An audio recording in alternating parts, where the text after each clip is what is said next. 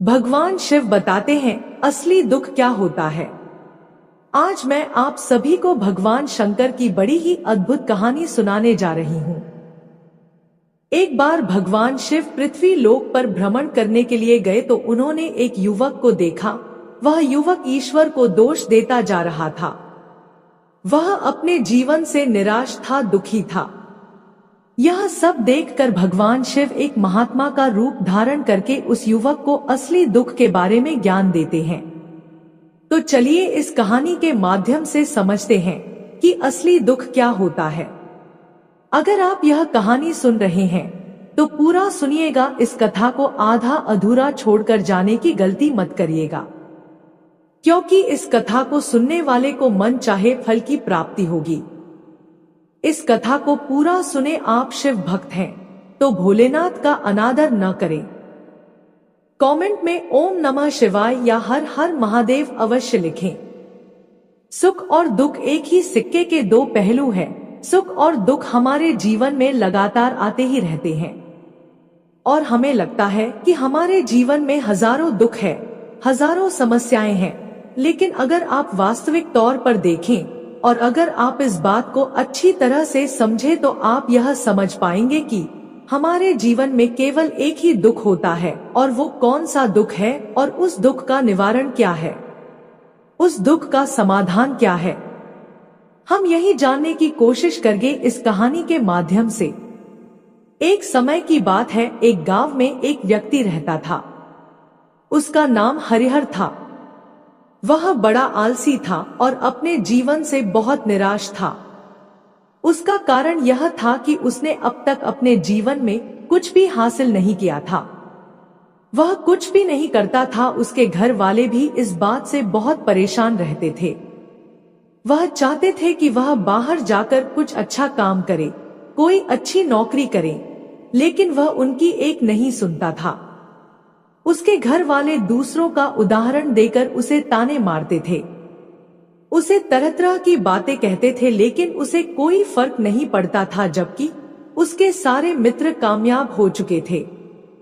कोई अच्छा व्यापार कर रहा था तो कोई अच्छी नौकरी कर रहा था, जिस कारण जब भी वह लोग मिलते तो वे लोग अपनी बढ़ चढ़कर बड़ाई किया करते थे। लेकिन हरिहर कुछ करता नहीं था, जिस कारण जब भी कोई उससे पूछता कि तुम क्या कर रहे हो तो वह कुछ करता तो था नहीं। इसलिए वह हमेशा सबसे केवल एक ही बात कहता था कि मैं कोशिश कर रहा हूँ, लेकिन उसकी कोशिशों का कोई भी फल किसी को नजर नहीं आ रहा था। देखते ही देखते अब ऐसा समय आ चुका था कि हरिहर सभी से मुंह छुपाता रहता था, ताकि उससे कोई यह ना पूछ ले कि तुम क्या करते हो। इसलिए वह कभी किसी के सामने भी नहीं आता था। धीरे धीरे उसका मन दुखी होने लगा था। हरिहर अब बहुत निराश रहने लगा था, मानो वह इस धरती पर बोझ है। इसलिए वह अपने आप को बहुत अकेला महसूस करता था। एक दिन उसके मन में यह भी विचार उत्पन्न होने लगे कि मेरे हाथों में कुछ नहीं है तो मैं क्या कर सकता हूँ। अकेले बैठकर वह रोता रहा और भगवान को दोष देता रहा। एक दिन छुपता छुपाता हुआ घर से निकलकर कहीं जा रहा था। तभी उसने रास्ते में देखा कि एक महात्मा लोगों को प्रवचन दे रहे हैं और प्रवचन में वह दुख की बातें कर रहे हैं। हरिहर अपना मुंह छुपाकर वहीं पर खड़ा हो गया ताकि उसे कोई देख ना ले और चुपचाप उन महात्मा जी की बातें सुन रहा था। महात्मा जी सभी को प्रवचन में कह रहे थे कि दुख हमारा सबसे बड़ा साथी है। हमें दुख अपने जीवन के बारे में समझाता है और हमें सही जीने का तरीका बताता है। दुख हमारे गुरु की तरह है, जिससे हमें सीखना चाहिए। आप चाहे तो अपने जीवन में अपने दुखों को अपना गुरु बना सकते हैं और उससे सीख सकते हैं, या फिर आप चाहे तो अपने दुखों पर बैठकर रो सकते हैं। लेकिन इससे आपको कोई लाभ नहीं मिलेगा, बल्कि आप दिन प्रतिदिन दिन और कमजोर होते जाएंगे, निराश होते जाएंगे। हरिहर छुप छुप कर उन महात्मा जी की बातें सुन रहा था। जैसे ही उपदेश खत्म हुआ, हरिहर उन महात्मा जी के पास पहुंचा और कहने लगा, हे महात्मा जी, अभी आप कुछ देर पहले दुख को गुरु बता रहे थे। आप कह रहे थे कि दुखों से हमें सीखना चाहिए, हमें उन्हें अपना गुरु बनाना चाहिए। लेकिन मैं भी तो अपने दुखों से परेशान हूँ, अपने जीवन से परेशान हूँ। मैंने अब तक जो दुख झेले हैं, मुझे तो कभी ऐसा प्रतीत नहीं हुआ कि मेरे दुख मुझे कुछ सिखा रहे हैं, बल्कि मुझे तो हमेशा यही लगता है कि वह मुझे पीड़ा दे रहे हैं, तकलीफ दे रहे हैं, और दुख की पीड़ा बहुत भयंकर होती है। ऐसा लगता है जैसे अब इसके बाद हमारा जीवन समाप्त हो जाएगा, इसके बाद हमें कुछ नहीं मिलने वाला, और यहाँ तक कि हमें मृत्यु भी उसके सामने कम लगने लगती है। जब लोग ताने मारते हैं, जब लोग यह कहते हैं कि तुम क्या कर रहे हो, तो मन को बहुत ठेस पहुंचती है और मैं उनसे कुछ नहीं कह पाता हूँ।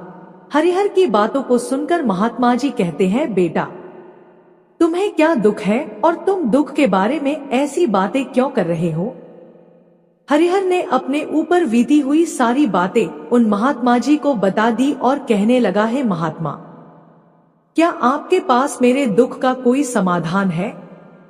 हरिहर की बातें सुनकर महात्मा जी मुस्कुराए और कहने लगे, बेटा जब तुम्हारे जीवन में असली दुख आए तो तुम मेरे पास आना, मैं तुम्हारे दुख का समाधान अवश्य बताऊंगा। उन महात्मा जी की बातें सुनकर हरिहर अचरज में पड़ गया। उसे यह समझ नहीं आ रहा था कि क्या उसने अब तक जो दुख झेले हैं वह असली दुख नहीं है। उसने जो अब तक पीड़ा झेली, लोगों के ताने सहे हैं और जो तकलीफें उठाई है, क्या वह असली दुख नहीं है। आगे वह मन ही मन अपने आप से कहता है कि जब मुझे मेरे अपने नहीं समझ पाए तो यह महात्मा जी मुझे क्या समझेंगे। इतना सोचकर हरिहर वहां से अपने घर की ओर चला आया। अब हरिहर लोगों के ताने सुन सुनकर बहुत थक चुका था, वह बहुत निराश हो चुका था, जिस कारण उसने निर्णय लिया कि वह अब कुछ करके दिखाएगा। उसने अपने पिता से थोड़ा सा रुपया लिया और उस रुपए से उसने एक व्यापार शुरू किया।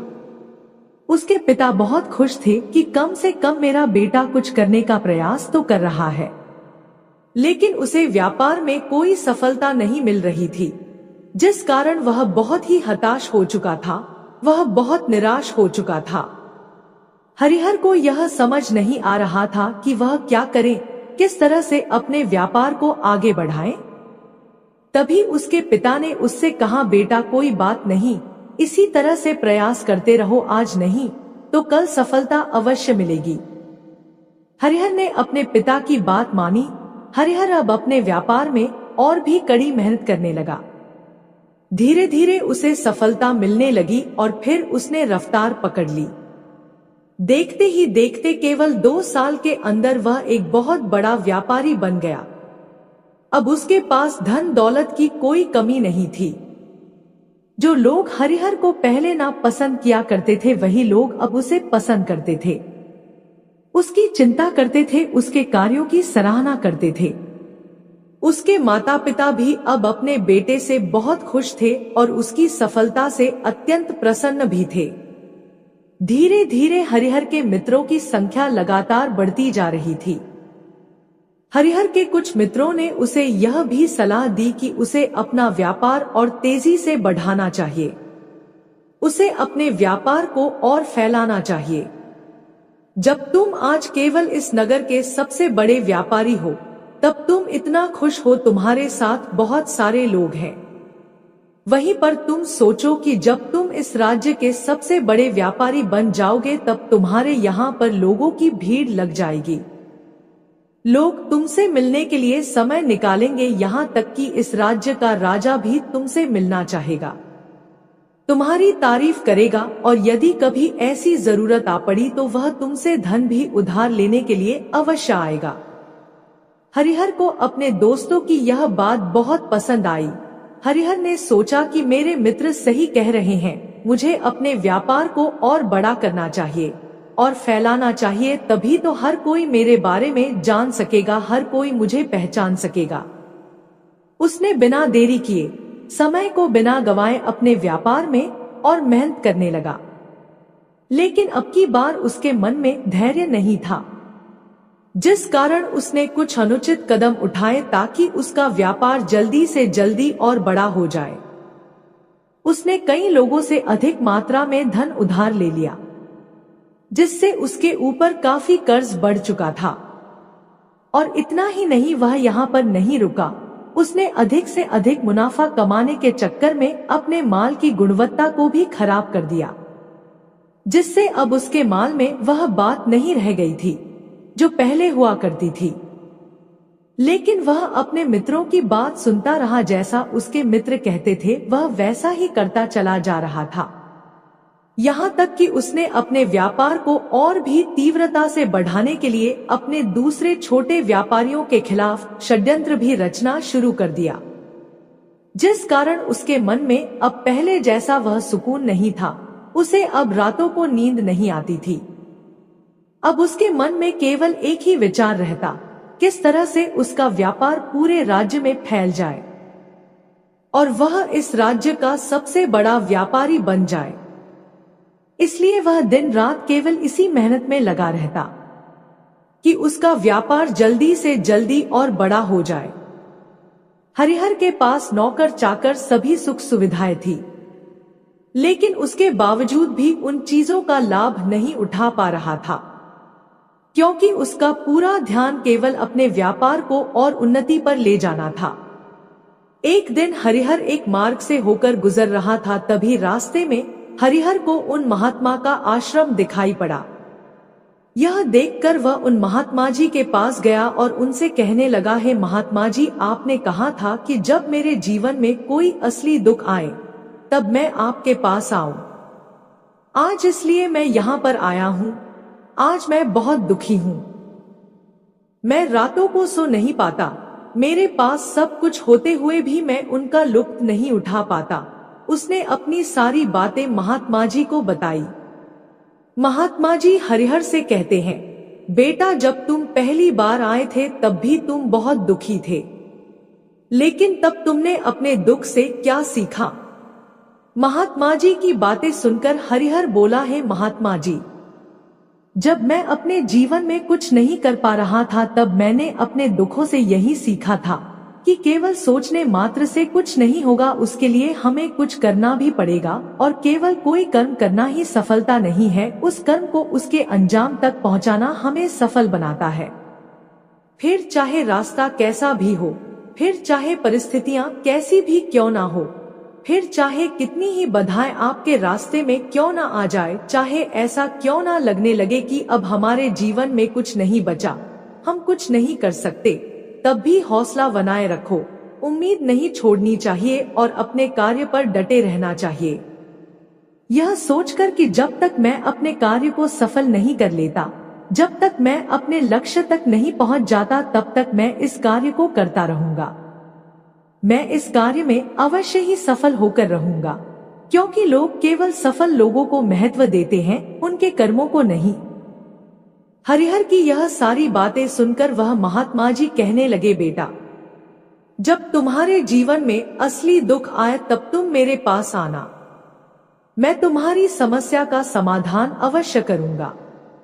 इतना कहकर महात्मा जी वहां से चले गए। हरिहर फिर से उनकी ये बातें सुनकर आश्चर्यचकित रह गया। उसे अभी यह समझ नहीं आ रहा था कि उसने जो तकलीफें अभी तक झेली हैं, क्या ये असली दुख नहीं है? हरिहर के मन में अब एक सवाल उत्पन्न होने लगा कि असली दुख क्या है और इसकी पहचान क्या है, और मुझे कैसे पता चलेगा कि इस समय में असली दुख में हूँ। लेकिन उसने कुछ नहीं कहा। तभी वह महात्मा हरिहर के पास एक बड़ा सा घड़ा लेकर पहुंच जाते हैं। उस घड़े के अंदर सोने के सिक्के थे। उस घड़े को देते हुए वह महात्मा हरिहर से कहते हैं, बेटा, तुम इसे उस पेड़ के नीचे मिट्टी में दबा दो, क्योंकि यह मेरे किसी काम का नहीं है। जब मुझे इसकी जरूरत पड़ेगी तब मैं वहां से खोद कर इसे निकाल लूंगा, लेकिन अभी के लिए इसे वहां पर मिट्टी के नीचे दबा दो। हरिहर ने महात्मा जी की बात मान ली और वह घड़ा मिट्टी में दबा दिया। इतना सब करके हरिहर उन महात्मा जी को प्रणाम करता है और वहां से वापस अपने घर की ओर लौट जाता है। धीरे धीरे समय बीतता गया। समय के साथ साथ हरिहर व्यापार में और भी ज्यादा उन्नति कर चुका था, लेकिन माल की गुणवत्ता अच्छी न होने के कारण अब उसके व्यापार में घाटा होने लगा। और धीरे धीरे ऐसा समय आया कि उसका व्यापार पूरी तरह से चौपट हो गया। अब उसके पास कुछ नहीं बचा था। हरिहर ने अपने दोस्तों से जो कर्ज लिए थे वो कर्ज भी उसे चुकाने थे, लेकिन हरिहर यह सोचकर निश्चिंत था कि उसने वह कर्ज अपने मित्रों से लिए हैं, जिस कारण वह उन्हें लौटाने में थोड़ी देर अवश्य कर सकता है। वह तो यह सोच रहा था कि उसके मित्र उसका बुरे समय पर साथ देंगे, लेकिन सबसे पहले उसके मित्र ही उससे अपना कर्ज वापस लौटाने की मांग करने लगे। तब हरिहर को एहसास हुआ कि कोई भी अपना नहीं है। उसने अपने मित्रों से उस कर्ज को लौटाने के लिए थोड़ी सी मोहलत मांगी, लेकिन हरिहर के किसी भी मित्र ने उसे कर्ज को लौटाने के लिए मोहलत नहीं दी, बल्कि वे लोग उसे जान से मारने की धमकी देने लगे। अपने मित्रों के मुंह से यह सब सुनकर हरिहर बहुत ही आश्चर्यचकित रह गया।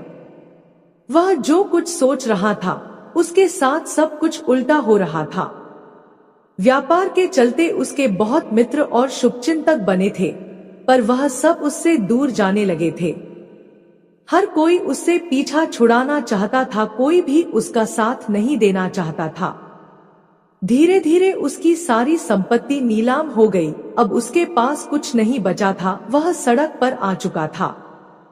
एक दिन हरिहर ने अपने पिताजी से कहा, पिताजी मेरी मदद कीजिए, मेरे ऊपर बहुत कर्ज है, मुझे उसे लौटाना है, कृपा करके मुझे थोड़ा सा धन दे दीजिए। इस पर हरिहर के पिता ने हरिहर से कहा, बेटा मेरे पास यही एक छोटा सा घर है, अगर यह अभी मैं तुम्हें दे दूं तो मैं और तुम्हारी माँ कहाँ रहेंगे? हमें भी दर दर की ठोकरें खानी पड़ेगी। ले देकर अब हमारे पास केवल यही संपत्ति बची है, इसलिए मैं तुमसे क्षमा मांगता हूँ। अपने माता पिता के मुख से यह सुनकर हरिहर चुपचाप वहां से चला आया और मन ही मन बह सोच रहा था कि मेरे पास अब कुछ नहीं बचा है। मेरे पास जो कुछ था वह सब कुछ तो लूट चुका, मेरा सब कुछ तो अब बर्बाद हो चुका है। भला अब मैं जीकर भी क्या करूंगा? अब मेरे पास केवल एक ही रास्ता है जिससे मैं अपने कर्जदारों से अपना पीछा छुड़ा सकता हूँ। यह सोचता हुआ वह एक ऊंची पहाड़ी की ओर पहुंचा। वह पहाड़ी पर चढ़ने ही वाला था कि तभी उसे याद आया कि उन महात्मा जी ने कहा था कि जब तुम पर असली दुख आए तभी तुम मेरे पास आना, मैं तुम्हारी समस्या का समाधान अवश्य करूंगा। यह सोचकर हरिहर के मन में एक बार फिर उम्मीद की लहर दौड़ पड़ी। हरिहर दौड़ता हुआ उन महात्मा जी के पास पहुंचा और हरिहर ने उन्हें प्रणाम करके अपने ऊपर बीती हुई हर एक बात उन्हें बता दी और कहने लगा, हे महात्मा, आपने कहा था कि जब मेरे ऊपर असली दुख आए तब आप उसका समाधान अवश्य करेंगे। तभी वह महात्मा जी हरिहर की इस बात को सुनकर मुस्कुराने लगे और कहते हैं, बेटा, कहाँ है असली दुख? जब तुम्हारे जीवन में असली दुख आएगा तो मैं उसका समाधान अवश्य करूंगा। उन महात्मा जी के मुख से यह सुनकर हरिहर के सब्र का बांध टूट गया और हरिहर ने उन महात्मा जी से कहा कि क्या मैंने आज तक जो भी दुख झेला है, जो भी तकलीफ झेली है, क्या यह दुख नहीं है? क्या इसे दुख नहीं कहते? तभी वह महात्मा हरिहर से कहते हैं, बेटा, पहले तुम मुझे यह बताओ कि तुमने अपने दुख से क्या सीखा है। इसका जवाब देते हुए हरिहर उन महात्मा से कहता है, हे महात्मा, मैंने तो यही सीखा है कि जो लोग तुम्हारी तरक्की में तुम्हारा पीछा करते हैं वो लोग अवश्य ही तुम्हें धोखा देंगे, क्योंकि ऐसे लोग बुरे समय पर तुम्हारा साथ नहीं देने वाले, बल्कि तुम्हारा फायदा उठाने का ही वह प्रयास करेंगे। इसलिए ऐसे लोगों पर भरोसा ना करें, बल्कि जो लोग तुम्हारी असफलता के समय पर, तुम्हारे बुरे समय पर तुम्हारे साथ खड़े हैं, वही तुम्हारे असली मित्र हैं और वही तुम्हारे साथ रहते हैं। और ऐसे लोग तुम्हें बहुत कम मिलते हैं। जिन्हें भी ऐसे लोग मिलते हैं उन्हें हमेशा उनकी कद्र करनी चाहिए। जब तुम कोई कार्य कर रहे हो तो उसे पूरी ईमानदारी से करो, धैर्य रखो, लालच ना करो, क्योंकि ऐसा करने से तुम्हारे साथ ही बुरा होगा और तुम हमेशा नुकसान में रहोगे। हरिहर की यह सारी बातें सुनकर महात्मा उसे उस घड़े के पास ले गए जहां उस घड़े को उन्होंने मिट्टी में दबाया था। उन्होंने गड्ढा खोदा, वह घड़ा हरिहर के हाथ में थमाते हुए महात्मा जी ने हरिहर से कहा, ये लो, अभी इससे तुम अपना काम चलाओ और जब तुम्हारे जीवन में असली दुख आए तब तुम मेरे पास आना, मैं उसका समाधान अवश्य करूंगा। हरिहर महात्मा जी की बात सुनकर बड़ी अचरज में पड़ गया। उसे यह समझ नहीं आ रहा था कि आखिर यह असली दुख क्या है, लेकिन उसने अपने हाथों में पकड़े उस घड़े को देखा जिसके अंदर सोने के सिक्के थे। यह देखकर उसे मन ही मन यह लगा कि चलो अब तो थोड़ी सी राहत अवश्य हो जाएगी, मैं अपने मित्रों का वह कर्ज लौटा सकूंगा और एक नया व्यापार भी फिर से आरंभ कर सकूंगा। यही सोचते हुए हरिहर ने उन साधु महात्मा को प्रणाम किया, उनका धन्यवाद किया और वहां से चल पड़ा। हरिहर ने उन सोने के सिक्कों से सभी का कर्ज लौटा दिया और अपने लिए एक बार फिर से नया व्यापार शुरू किया। व्यापार छोटा था लेकिन अब की बार हरिहर बहुत खुश था। उसने अपने व्यापार पर काम किया और देखते ही देखते एक बार फिर से वह एक बड़ा व्यापारी बन गया। लेकिन अब की बार वह बहुत खुश था क्योंकि इस बार उसने कोई लालच नहीं किया, ना ही किसी के लिए षड्यंत्र रचा, बल्कि उसने पूरी ईमानदारी और मेहनत के साथ अपने व्यापार पर काम किया। लेकिन जैसे जैसे आप धनी होते जाते हैं, जैसे जैसे आप अमीर बनते जाते हैं, आपके मन में एक डर और उत्पन्न होने लगता है, और वह डर है अपनी दौलत को ना खो देने का, जिस कारण आप लोग दान पुण्य करना शुरू कर देते हैं, लोगों की मदद करते हैं, ताकि आपके जीवन में कभी कोई दुख ना आए। लेकिन यह जीवन सुख और दुख का संगम है, जिस कारण हर किसी को सुख और दुख से होकर गुजरना ही पड़ता है। इसी वजह से एक बार फिर से हरिहर के जीवन में एक और दुख का आगमन हुआ। अब की बार उसके माता और पिता दोनों की मृत्यु हो गई। हरिहर अपने माता पिता से बहुत प्रेम करता था, इसलिए उसके मन को बहुत गहरा आघात पहुंचा।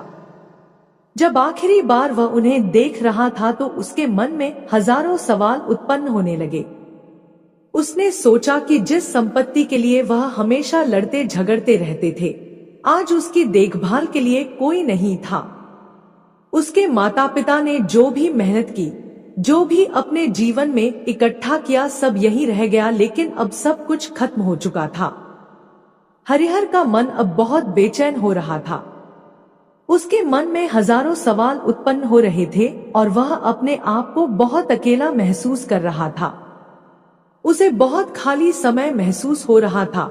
उसने इधर उधर देखा लेकिन उसे कुछ समझ नहीं आया। तभी उसे उन महात्मा जी की याद आई। वह तुरंत ही भागा भागा उन महात्मा के पास पहुंचा। उसे देखते ही उन महात्मा ने हरिहर से पूछा, क्या बात है बेटा, कोई फिर से दुख आ पड़ा है क्या? तभी हरिहर ने कहा, नहीं गुरुदेव, अब तो सब ठीक है, लेकिन आज मेरे माता पिता की मृत्यु हो गई और मैं बहुत अकेला महसूस कर रहा हूँ। मैं बहुत दुखी महसूस कर रहा हूँ। महात्मा जी हरिहर से कहते हैं, बेटा, इसमें दुखी होने वाली क्या बात है? यह तो जीवन है। यहाँ पर कोई भी रहने नहीं आया और ना ही कोई रहेगा। हम सब एक न एक दिन मृत्यु को प्राप्त हो ही जाएंगे, और मृत्यु कब आएगी यह किसी को नहीं पता। हो सकता है कि तुम्हारी मृत्यु कल ही हो जाए। मैं तो अभी जवान हूँ और मुझे तो अभी अपनी पूरी उम्र जीना है। मैं तो कुछ करना चाहता हूँ और आप कह रहे हैं कि मैं कभी भी मृत्यु को प्राप्त हो सकता हूँ। मृत्यु कभी किसी की उम्र देखकर नहीं आती और ना ही किसी को बताकर आती है। सारी बातें सुनकर हरिहर और भी ज्यादा बेचैन हो गया और वह चुपचाप वहां से चला आया। उसके मन का वह खालीपन अभी वैसे ही था। हरिहर अपने आप को बहुत अकेला महसूस कर रहा था। उसके बाद से उसका मन अपने व्यापार में भी नहीं लग रहा था। जब भी वह कोई कार्य करने लगता तो उसके मन में बहुत सारे प्रश्न उठने लगते कि वह क्या कर रहा है, क्यों कर रहा है और उसने इस कार्य को क्यों किया।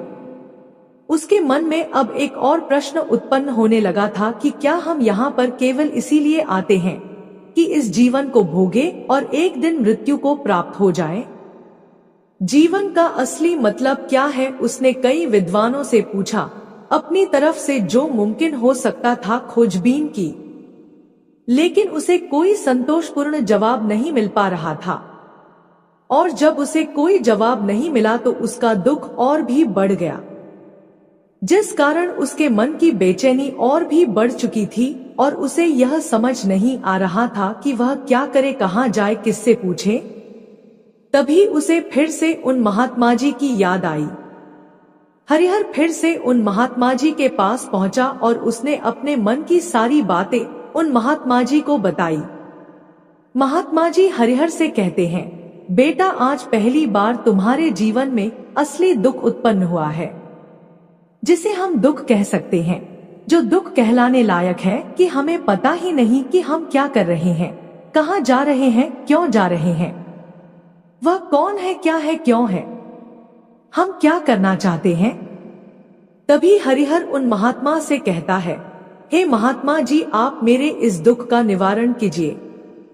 महात्मा जी हरिहर से कहते हैं, हम सबके अंदर क्रोध, लालच, लोभ जैसी कई वासनाएं हमारे अंदर घर करके बैठ जाती है, जिस कारण हम अपने जीवन को टुकड़ों में जीते हैं और हमारी चेतना कभी एक नहीं हो पाती। हम कभी एक जगह सोच नहीं पाते, समझ नहीं पाते और हमारी ऊर्जा शक्ति भी पूरी तरह छिन्न भिन्न हो जाती है। और आजकल के इस दौर में हमारे पास तो इतना भी समय नहीं है कि हम एक पल निकाल करके एक पल के लिए मुड़कर अपने आप को देख सके, अपने आप को समझ सके कि वास्तविकता में हर कोई यहाँ पर अपने जीवन भर केवल दुख दुख कहकर चिल्लाता रहता है। उसका समाधान निकालने का हर मुमकिन प्रयास करता है, लेकिन जिसे हम दुख समझते हैं वह तो दुख है ही नहीं, तो इसका समाधान आपको कहाँ से मिलेगा? यह तो परिस्थितियां हैं जिसके कारण हम अपने आप को दुखी समझते हैं, अपने आप को तकलीफ में समझते हैं। जैसे ही हम एक परिस्थिति से निकलते हैं, हम किसी दूसरी परिस्थिति में फंस कर रह जाते हैं। जिस प्रकार हम पहली समस्या का सामना करते हैं, उसी प्रकार हम दूसरी समस्या का भी सामना करते रह जाते हैं। और जब हम इन परिस्थितियों से हार मान लेते हैं, जब हमें लगता है कि अब हमारे सामने कोई रास्ता नहीं बचा, तब हमारे सामने हमें केवल एक ही रास्ता नजर आता है और वह है मृत्यु। लेकिन यह कोई समाधान नहीं है, यह कोई रास्ता नहीं है। इसलिए यदि आप सचमुच अपनी समस्याओं का समाधान चाहते हैं तो अपने आप को इकट्ठा करना सीखें, अपनी ऊर्जा को इकट्ठा कीजिए और अपने ऊपर ध्यान लगाकर मृत्यु से पहले अपने आप को पहचानो, अपने आप को जानो, अपने आप को बिखरने मत दो। तभी हरिहर उन महात्मा जी से कहता है, हे गुरुदेव, क्या फिर हमें इस जीवन को नहीं जीना चाहिए? क्या हमें अपनी इच्छाओं को पूरा नहीं करना चाहिए?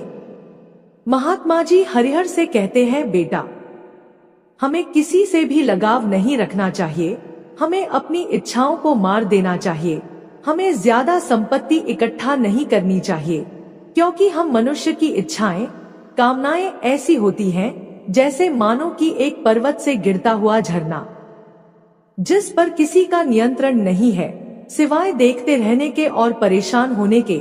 लेकिन जब तुम अपने ऊपर ध्यान देने लगते हो तब तुम अपने आप को पहचान जाते हो, समझ जाते हो, तब तुम इस पर नियंत्रण पा सकते हो, तब इच्छाएं भी तुम्हारे बस में होती है और यदि तुम चाहो तो उन इच्छाओं की पूर्ति अवश्य कर सकते हो। महात्मा जी की यह सभी बातें सुनकर हरिहर ने महात्मा जी से कहा, हे गुरुदेव, आपका बहुत बहुत धन्यवाद। आपने मेरी सबसे बड़ी समस्या का समाधान आज कर दिया है। मैं आज से अपने आप को एकाग्रचित करूंगा गुरुदेव, मानव शरीर में बहुत ऊर्जा है, बहुत शक्ति है, पर वह बेकार के कामों में लग जाती है, जिस कारण हमारा जीवन भी बेकार की चीजों में लगा रहता है। लेकिन हम कभी भी इस पर अपना ध्यान नहीं देते, हम कभी भी अपनी ऊर्जा को केंद्रित नहीं करते। हमारा जीवन भी कुछ ऐसा ही है। हम अपने जीवन में हमेशा ऊपर वाले से सवाल करते रहते हैं कि हमारे जीवन में इतना दुख क्यों है। हम सभी के मन जीवन में इतना दुख क्यों है। हम सभी के मन में यह सवाल तो अवश्य ही उठता है, और इसका जवाब है कि वह ईश्वर यह चाहता है कि हम अपने जीवन के अंतिम दुख तक पहुंच सके, उस गहराई तक पहुंच सके जहां पर हमें यह पता चल सके कि हमने अभी तक अपने आप को नहीं जाना, अपने आप को नहीं पहचाना। मानव शरीर के अंदर जो ऊर्जा है, जो शक्ति है, उसके बारे में हम अभी तक नहीं जानते। हम अपने आप को चाहे तो एकत्रित कर सकते हैं, अपने आप पर नियंत्रण पा सकते हैं, लेकिन हम अपनी इस ऊर्जा को व्यर्थ की चीजों में लगा देते हैं, जिस कारण हम अपने आप को कभी नहीं पहचान पाते और ना ही कभी अपने आप पर नियंत्रण पा सकते हैं। लेकिन यदि आप अपने आप को जानना चाहते हैं, अपने आप को पहचानना चाहते हैं, तो पहले आपको खुद को एकत्रित करना होगा, अर्थात ध्यान लगाना होगा।